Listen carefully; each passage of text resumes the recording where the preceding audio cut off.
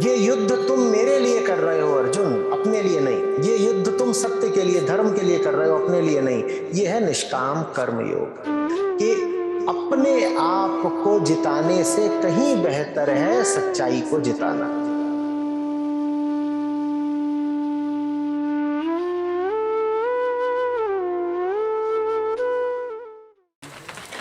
त्रिपुरा रहस्यम से गिरीन्द्र जी ने जिज्ञासा करी है,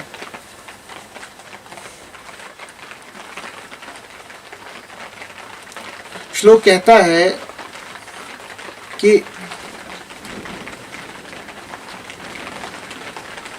लोग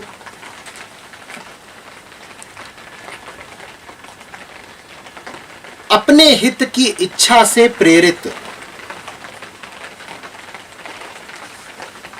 लेकिन मूर्छित क्योंकि उन्हें कर्तव्य का विष चढ़ा हुआ है। मूर्छित क्योंकि उन्हें कर्तव्य का विष चढ़ा हुआ है। कर्तव्य विष मूर्छिताः, लोग जो कर्तव्य के विष के कारण मूर्छित हैं। कर्तव्य विष मूर्छिताः,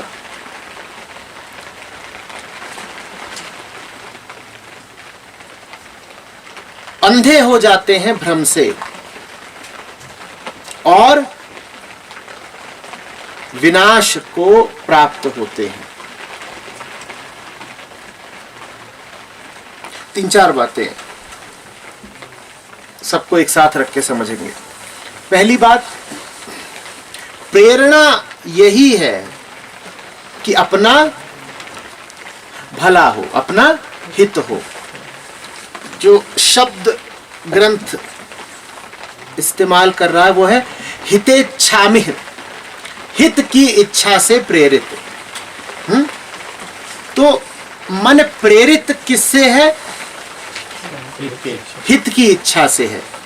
और हित वो अपना कहां देखता है? कर्तव्यों की पूर्ति में। आगे कहा जा रहा है कि जिसने अपना हित कर्तव्यों में देख लिया वो व्यामोह में अंधा हो करके निश्चित विनाश को प्राप्त होता है।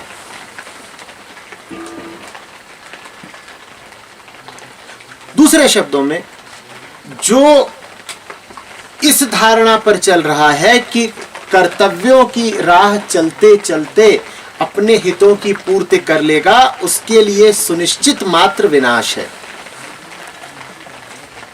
पर ये तो हम सभी सोच रहे हैं। कर्तव्य शब्द केंद्र में है इस पूरे वक्तव्य के। कर्तव्य माने क्या? जो तुम्हें बता दिया गया है कि करणीय है सो कर्तव्य।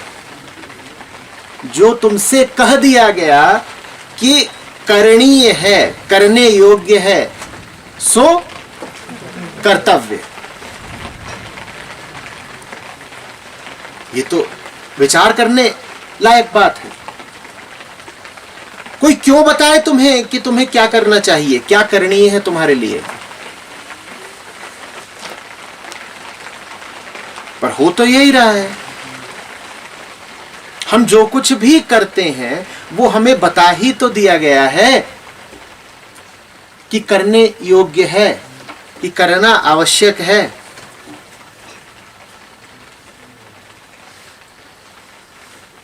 ज्ञानी को कर्तव्य बताना नहीं पड़ता।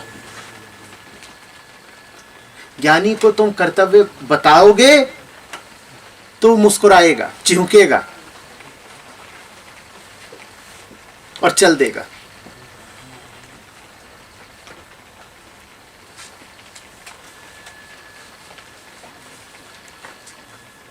चेतना को आदेशित करना, अनुशासित करना, उसके हाथ में कर्तव्य थमा देना चेतना का अपमान है। तुमसे कहा जा रहा है कि तुम जानते ही नहीं हो कि जीना कैसे है, तुम जानते ही नहीं हो कि करना क्या है, तो ये लो हम बताए दे रहे हैं तुम्हें कि तुम्हारा कर्तव्य क्या है।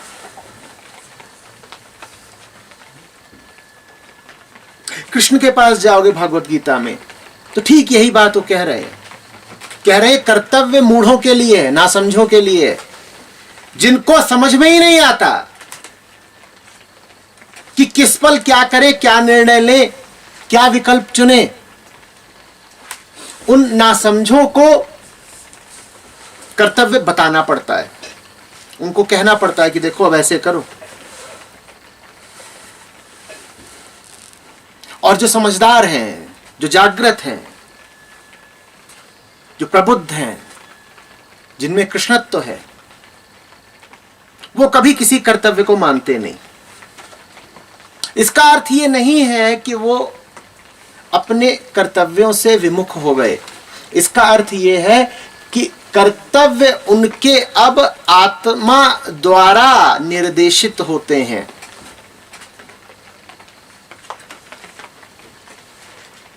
प्रकृति, संसार, समाज, ज्ञान, अनुभव ये उनको अब नहीं बताएंगे कि क्या करो, कैसे जियो, क्या खाओ, किधर को बढ़ो।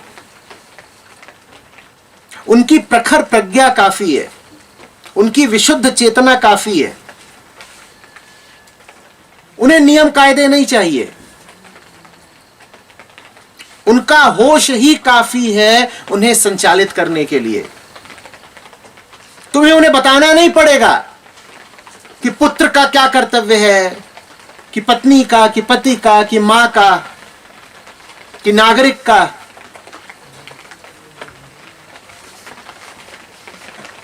तुम्हें उन्हें बताना नहीं पड़ेगा कि किसी घायल पशु को देखो तो कब क्या करो। तुम्हें उन्हें बताना नहीं पड़ेगा कि दोस्त कौन, दुश्मन कौन और उनके साथ क्या व्यवहार करना है। तुम्हें उन्हें बताना नहीं पड़ेगा कि परमात्मा कौन और उसकी पूजा कैसे करते हैं। और यही सब बातें तो कर्तव्यों के नाम पर हमें बताई जाती है ना। गृहस्थ का क्या कर्तव्य है, गृहिणी का क्या कर्तव्य है, शिष्य का क्या कर्तव्य है, नागरिक का क्या कर्तव्य है, चिकित्सक का क्या कर्तव्य है, वक्ता का और श्रोता का क्या कर्तव्य है। और ये सब बातें हमें पढ़ाई जाती हैं और हम इन बातों को रटते हैं।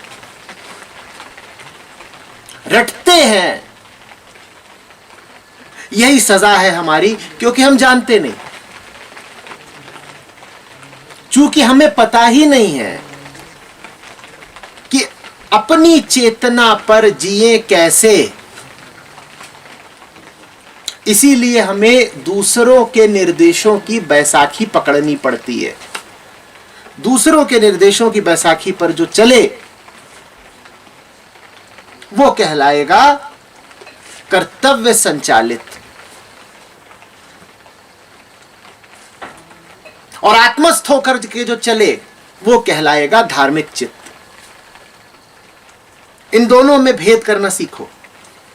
इन दोनों का भेद जीवन में सबसे बड़ा भेद है, कर्तव्य और धर्म। जब पट्टी तुम्हें बाहर से पढ़ाई गई हो तो वो कहलाती है कर्तव्य, और जब बोध तुम्हारे भीतर से उठे तो वो कहलाता है धर्म। और धर्म की आग कुछ ऐसी होती है कि उसमें सारे कर्तव्य स्वाहा हो जाते हैं।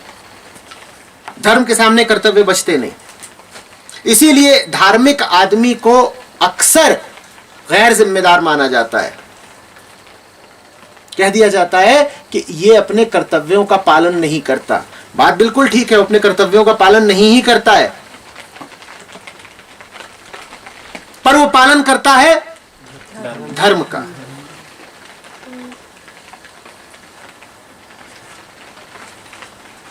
ग्रंथ तुम्हें समझा रहा है कि तुम्हारा हित कर्तव्य पूर्ति में नहीं है, तुम्हारा हित धार्मिकता में है। कर्तव्य तुमसे कहता है ये करो और वो करो।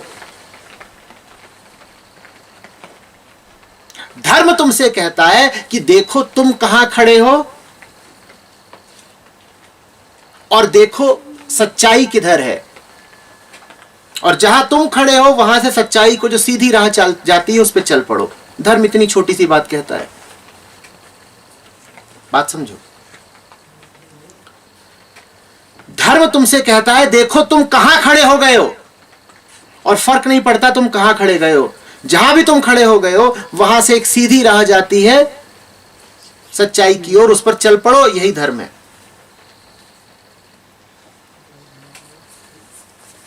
तो धर्म तुम्हें बताता है कि तुम जहां भी कहीं खड़े हो वो जगह तुम्हारी मंजिल नहीं, वहां से हटना है तुम्हें। बात को गौर से समझना।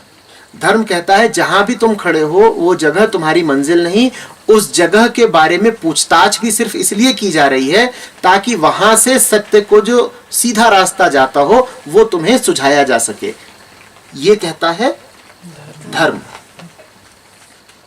धर्म तुमसे कहता है जहां तुम खड़े हो उस जगह को छोड़ना है।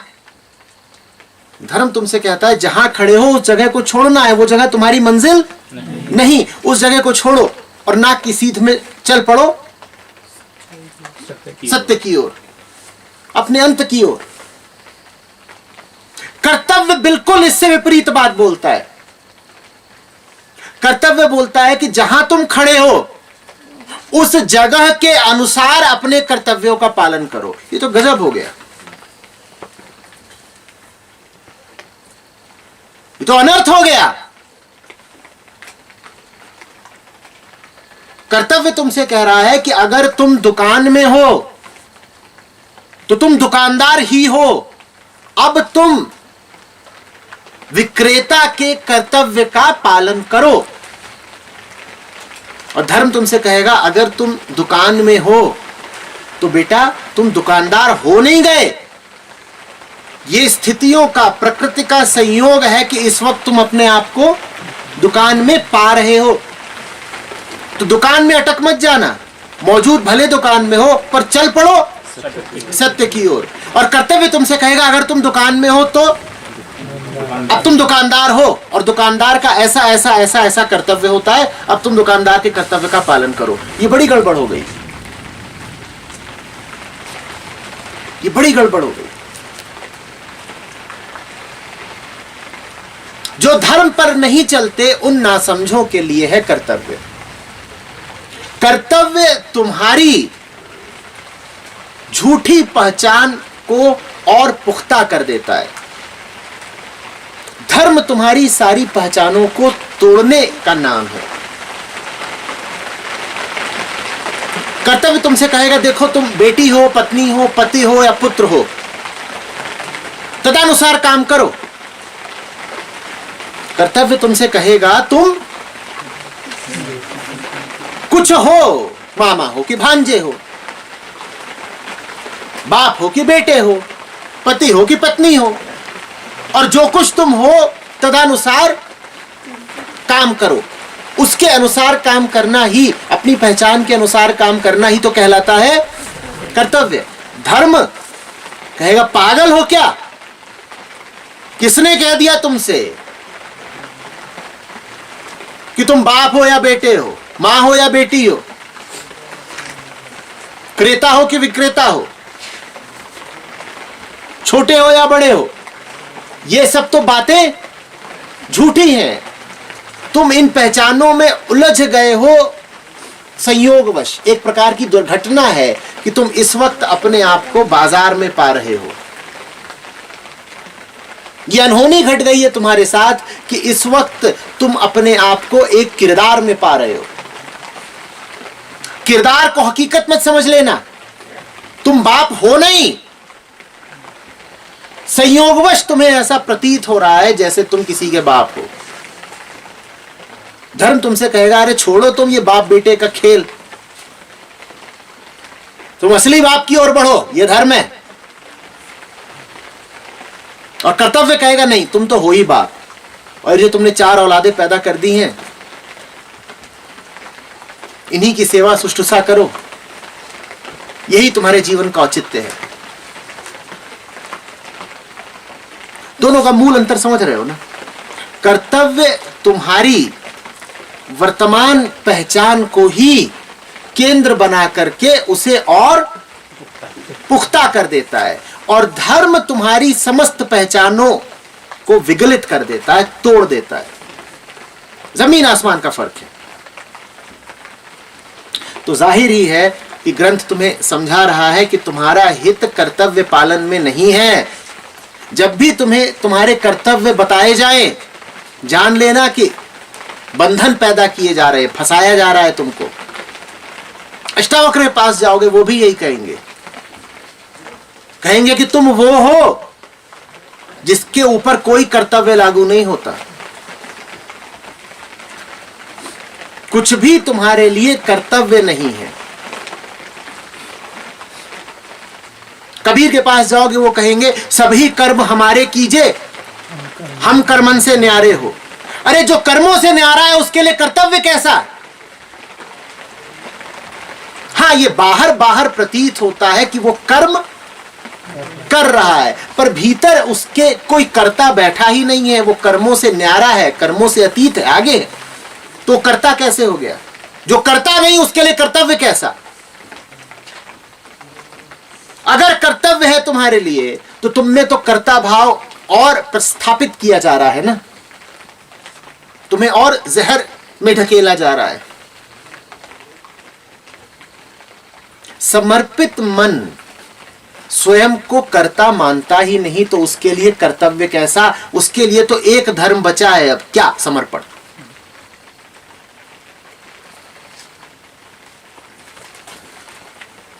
समर्पित मन के लिए सारे कर्तव्य तिरोहित हुए, उसके लिए शेष क्या है अब? धर्म। और धर्म एक है, क्या उसका? समर्पण। वो रहा सच और ये रहा मैं, और ये रही सीधी रेखा, और न दाएं देखना है ना बाएं, मुझे उधर कोई चल देना है, राह में जो मिलेगा निपट लेंगे। राह में जो कुछ होगा उससे निपट लेंगे। निपटने की ताकत कौन देगा? वो जिसकी ओर जा रहे हैं, जिसने बुलावा भेजा है, वही मेरा मार्ग भी प्रशस्त करेगा। ये धर्म है। और कर्तव्य बोलता है हटाओ ना। मैं सवाल पूछ रहा हूं तुमसे, तुम्हें 50 तरह के कर्तव्य बताए गए हैं, तुम्हें सत्य के प्रति कोई कर्तव्य बताया गया आज तक? तुम्हें देश के प्रति, गली के प्रति, मोहल्ले के प्रति, फूफा के प्रति, फूफी के प्रति, साढ़ू के प्रति, साले के प्रति, सबके प्रति कर्तव्य बता दिए गए। सत्य के प्रति कर्तव्य बताया गया? कर्तव्यों का यही खेल है, यही झूठ है।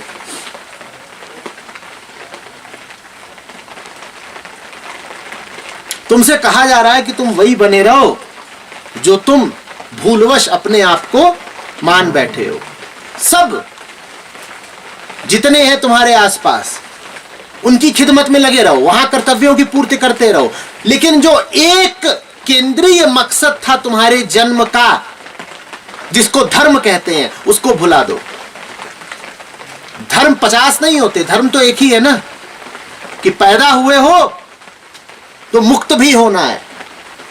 पैदा कैसे हुए हो? अमुक्त, बंधन में। पैदा हुए हो बंधन में। और धर्म एक बात बोलता है, जैसे पैदा हुए हो वैसे जीना नहीं है। जीवन एक छोटा सा अवसर है समय में, वो अवसर बीत जाए उससे पहले आजादी हासिल करनी है।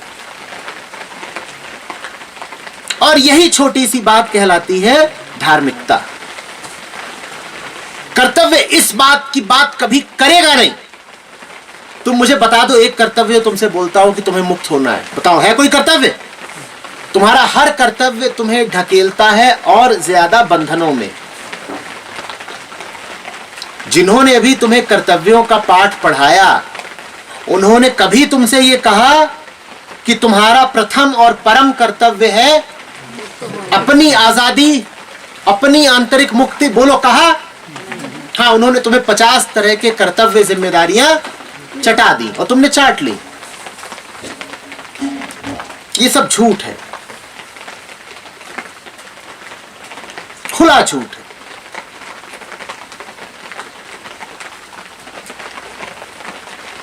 तुम 100 तरह के कर्तव्य निभाने के लिए 100 जनों की, 100 संस्थाओं की चाकरी करने के लिए नहीं पैदा हुए हो।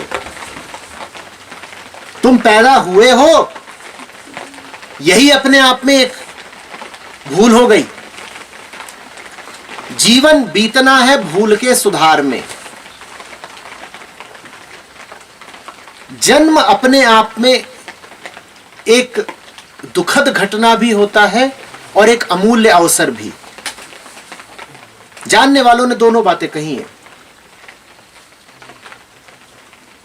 एक बात यह भी है कि पैदा हुए हो, ये क्या हो गया, एक जीव और संसार में आ गया तड़पने के लिए।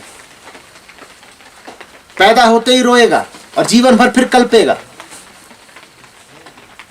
और दूसरी तरफ उन्होंने यह भी कहा है, पैदा हुआ है, बड़ी बात है, अमूल्य अवसर है।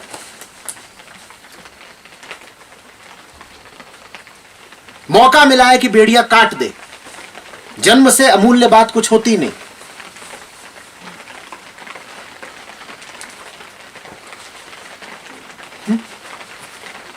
कर्तव्य तुम्हारी बेड़ियों को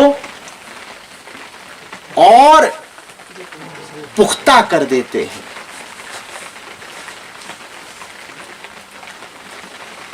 धर्म है समस्त बेड़ियों से आजादी।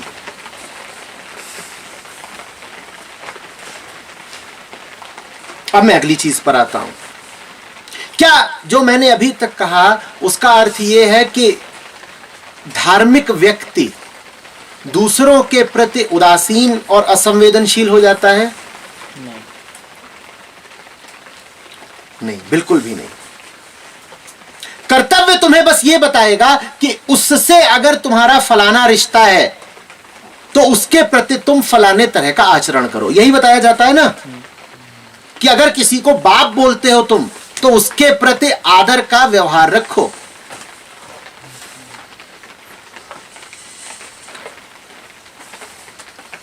देखो कर्तव्य क्या कह रहा है।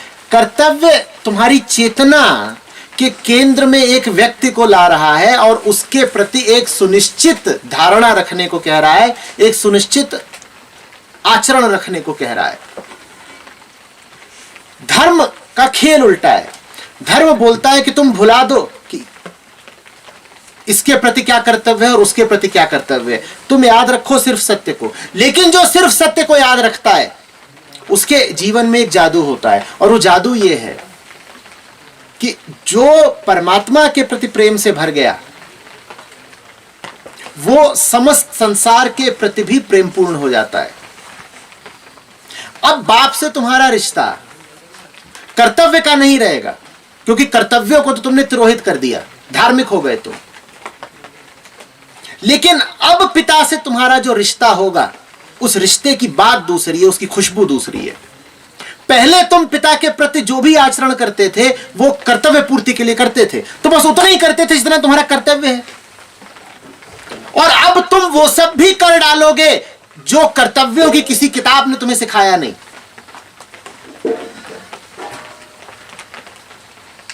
मान लो कहीं काम करते हो तुम, कहीं पर नियुक्त हो, नौकर हो, तो कर्तव्य तो इतना ही बताते हैं ना कि सुबह 10 बजे से शाम के 6 बजे तक तुम्हें काम करना है, और 6 बजे की घंटी बजी नहीं कि कर्तव्य बोलते हैं कि अब तो तुम चल दो।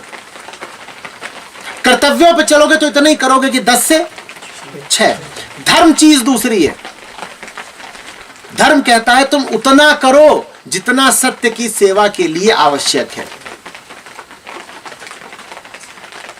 अब तुम ये ख्याल नहीं करोगे कि 6 बजे की घंटी बजी कि नहीं बजी। 6 बजे तो बस कर्तव्य की इतिश्री होती है। 6 बजे धर्म नहीं पूरा हो जाता, धर्म का कोई समय नहीं होता। कर्तव्य पर चलोगे तो कहोगे घर पर हूं, सुबह उठा हूं, बाप राम है तो चलो जाकर के बाप जी को चाय पिला दी।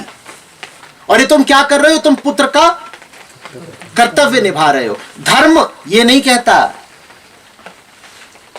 कि वो जो वृद्ध बुजुर्ग घर में पिता बैठा हुआ है उसको चाय इसलिए पिलाओ क्योंकि एक अच्छे पुत्र का कर्तव्य होता है सुबह सुबह चाय पिलाना।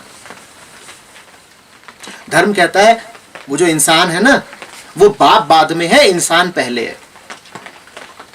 उसे बाप की तरह ना देखो, उसे इंसान की तरह देखो, और देखो कि उसे प्रेम चाहिए। चाय पिलाओ उसे यदि तो प्रेमवश पिलाना, कर्तव्यवश नहीं। और फिर प्रेम में तुम जो चाय पिलाते हो उसकी बात दूसरी होती है। और प्रेम में तुम चाय मात्र ही नहीं पिलाओगे, हो सकता है उसे चाय पीने से मना भी कर दो कि बुढ़ऊ डायबिटीज है तुम्हें, और रोज सुबह कभी मेरी मां के पछियाते हो कि चाय पिलाओ, और मैं घर आया हूं तो मुझसे कह रहे हो चाय पिलाओ। आज से तुम्हारा चाय दूध शक्कर सब बंद किए देते हैं। धर्म ये भी करवा लेगा, कर्तव्य ये कभी नहीं करवाएगा। कर्तव्य तो यही कहेगा कि पिता की आज्ञा का पालन करो, और धर्म यह भी कहेगा कि पिता पगलाया हुआ है, मधुमेह है और मांग रहा है चाय, तुम उठा के चीनी फेंक दो घर से बाहर। धर्म यह भी करवा देगा, कर्तव्य कभी नहीं करवाएगा। कर्तव्य की सीमा होती है, कर्तव्य पूर्व निर्धारित होता है, धर्म असीम होता है, और धर्म का निर्धारण तुमसे बाहर कोई कर नहीं सकता।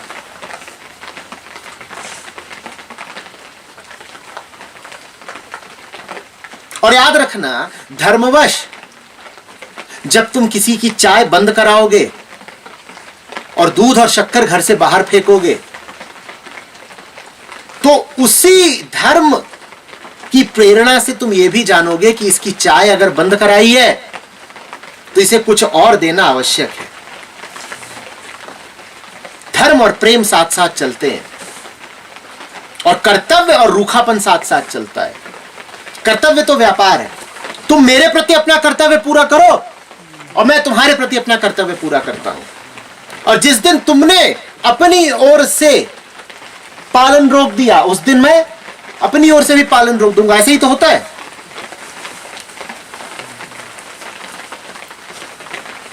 धर्म कोई शर्त नहीं रखता। धर्म नहीं कहता कि जिस दिन तक मुझे तुमसे मिल रहा है उसी दिन तक तुम्हें दूंगा। याद रखना, धर्म परमात्मा की ओर बढ़ने का नाम है, वहां शर्तें नहीं होती। और जिसका जिगर इतना चौड़ा हो जाता है, हृदय इतना विराट हो जाता है कि वो सत्य की राह में आने वाली सभी दुश्वारियां झेल ले, वो अब इतने छोटे मन का नहीं रह जाता कि किसी के लिए कुछ करे तो बदले में कीमत मांगे। वो फिर बेशर्त करता है, बेशर्त देता है। जिस दिन तक तुम पिता को पिता की तरह देख रहे हो, उस दिन तक तुम पिता को बेशर्त नहीं दे पाओगे। और जिस दिन पिता तुम्हारे लिए एक व्यक्ति हो गया, उस दिन तुम पिता के असली मित्र हो गए। उस दिन तुम में और पिता में पहली बार प्रेम का संबंध बनेगा।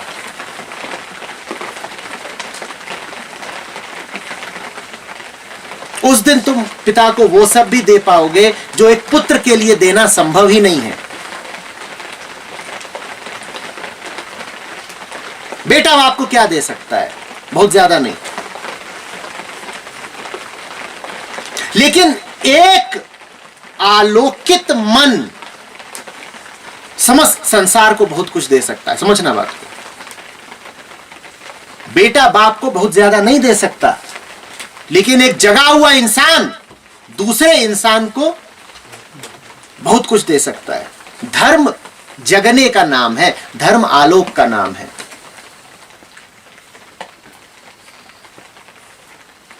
बात समझ में आ रही है?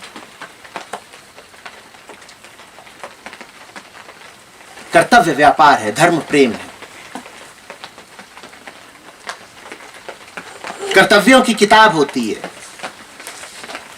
और धर्म सहज उठता हुआ गीत है जो पहले किसी किताब में पाया नहीं जाता। उसकी तो रचना उसी क्षण में होती है। तुम्हें किसी ने बताया नहीं कि किस पल में क्या करना है, तुम बस जान जाते हो कि अभी क्या करना है। और इसीलिए कर्तव्य हमेशा नाकाफी भी पड़ता है, क्योंकि जीवन में परिस्थितियां प्रतिपल बदल रही हैं। कितनी स्थितियों के लिए कोई तुम्हें बताएगा कि अभी ये करो, अभी ये करो, अभी ये करो, अभी ये करो। बाप के माथे पे मच्छर बैठा है, बताओ क्या करना है? किसी ने बताया कर्तव्य? बोलो। और उसमें भी अलग अलग स्थितियां हैं। एक स्थिति है जिसमें बाप ऊँघ रहा है और यहां बैठा है मच्छर, बताओ क्या करना है? एक स्थिति है जिसमें बाप गीता का पाठ कर रहा है और आके मच्छर बैठ गया, बताओ क्या करना है? एक स्थिति है जहां बाप चिड़चिड़ा रहा है और वहां मच्छर बैठ गया, बताओ क्या करना है? कर्तव्य बताओ। तुम जाओगे और कर्तव्यों की जो अनुदेशिका होगी उसको पलटोगे, कहोगे ऐसी स्थिति में क्या करना चाहिए, पुत्र का क्या कर्तव्य, और तुम्हें कर्तव्य मिलेगा ही नहीं। धर्म वो किसी से पूछना नहीं पड़ता, धर्म तुम त्वरित जान जाते हो, स्वयं जान जाते हो। पर तुम धर्म में जी पाओ, इसके लिए आवश्यक है कि तुम्हारी चेतना का केंद्र न पिता हो, न पुत्र हो, न पत्नी हो, न माता हो। तुम्हारी चेतना का केंद्र होना चाहिए सत्य मात्र। यह बात बड़ी अजीब है, जिसकी चेतना में वो सब बैठे हुए हैं जिनकी तरफ उसे कर्तव्य निभाना है, वो उनके प्रति भी न्याय नहीं कर पाएगा जो उसकी चेतना में बैठे हैं। समझो बात को। तुम पत्नी हो गई, तुम मां हो गई, और तुम्हारी चेतना में दिन रात यही घूम रहा है कि बच्चों के साथ अच्छे से अच्छा कैसे करूं, पति के साथ, घर वालों के साथ, सबके साथ अच्छे से अच्छा कैसे करूं, कर्तव्य कैसे निभाऊं। पक्का है कि न पति, न बच्चों, न घर वालों, न बिरादरी वालों, किसी के भी प्रति तुम कोई हित का काम कर पाओगी? पक्का है, नहीं कर पाओगी। तुमने उनको इतना याद कर लिया, वो तुम्हारी चेतना पर इतने सवार हो गए कि अब तुम उनके किसी काम की नहीं रही। ये बात अजीब है। तुम जिसके बारे में बहुत ज्यादा सोचने लग गए, तुम उसके किसी काम के नहीं बचते। तुमने अपने आप को बाप ही बना लिया, और अब तुम दिन रात किसके बारे में सोच रहे हो? बेटे के बारे में। और क्यों सोच रहे हो तुम दिन रात बेटे के बारे में? तुम कह रहे हो कि बेटे का भला करना है। तुम उसका कोई भला नहीं कर पाओगे। और जिसकी चेतना के केंद्र में कोई व्यक्ति, कोई परिपाटी, कोई संस्था, कोई अनुशासन, कोई कर्तव्य नहीं है, अपितु मात्र सत्य है, वो सबको भुला देता है। और चूंकि वो सबको भुला देता है, इसीलिए अब वो सबका भला करने लग जाता है। ये बात सुनने में अजीब लगेगी, पर इसको जरा संयम से पीना। जो तुम्हारे मन पे सवार हो गया, तुम उसके लिए न सिर्फ अनुपयोगी हो जाओगे, अपितु खतरनाक हो जाओगे।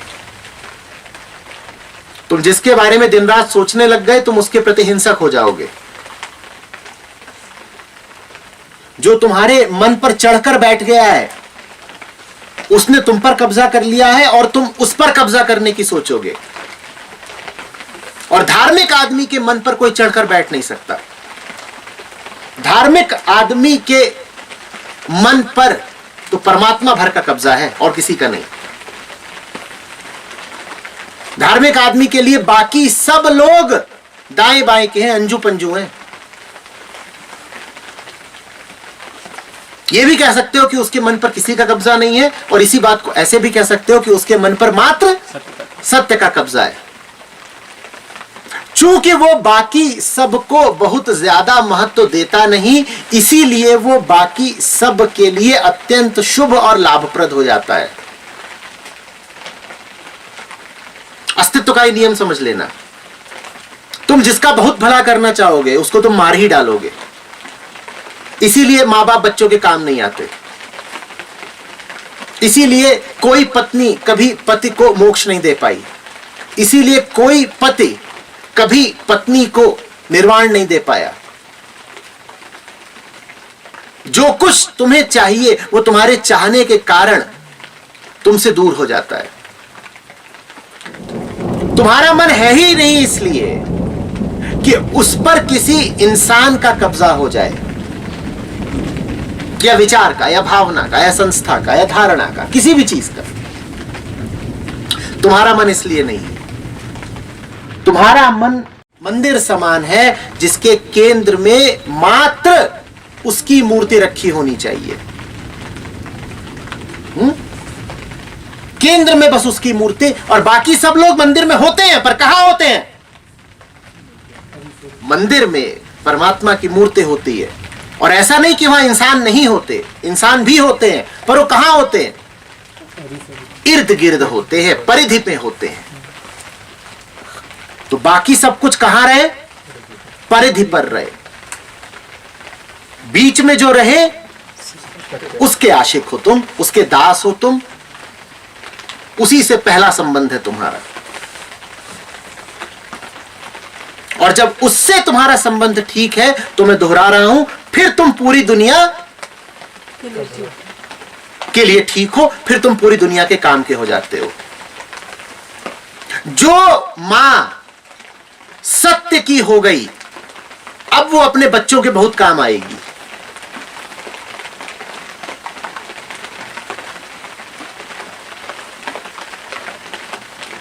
जो कोई आए और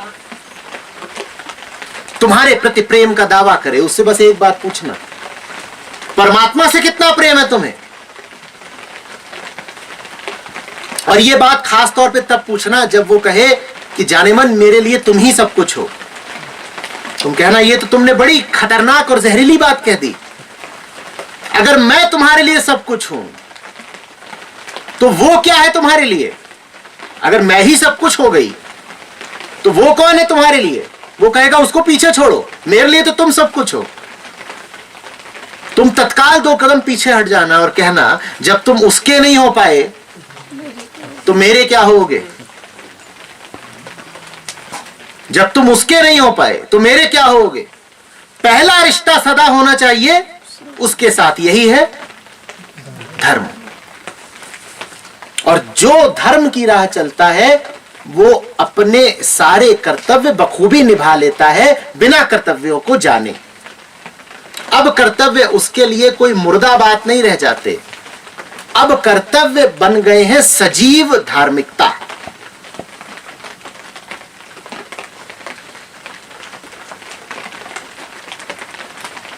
समझ रहे हो? इसी बात को कृष्ण बड़े सुंदर तरीके से कहते हैं, और मैं इस बात को दोहराते नहीं थकता हूं। बहुत प्यारा कथन है। सर्व धर्मम परित्यज्य मामेकम शरणम व्रज। बाकी सारी बातें इधर उधर की छोड़ो। न तुम किसी के भाई हो अर्जुन, न किसी के पति हो, न तुम मां हो, न तुम बाप हो, मेरी शरण आओ। सारे धर्मों का परित्याग करके सिर्फ मेरी शरण में आ जाओ। सारे धर्मों का परित्याग करना माने सारे कर्तव्यों का परित्याग करना। छोड़ो सब इधर उधर की बातें। किसने तुमसे कह दिया कि तुम ये हो, तुम वो हो, तुम फलाने के भाई हो, तुम फलाने के पौत्र हो, फलाने के पति हो, इत्यादि इत्यादि। ये सब झूठी पहचाने हैं। तुम बस मेरे पास आओ अर्जुन, यही धर्म है एकमात्र तुम्हारा।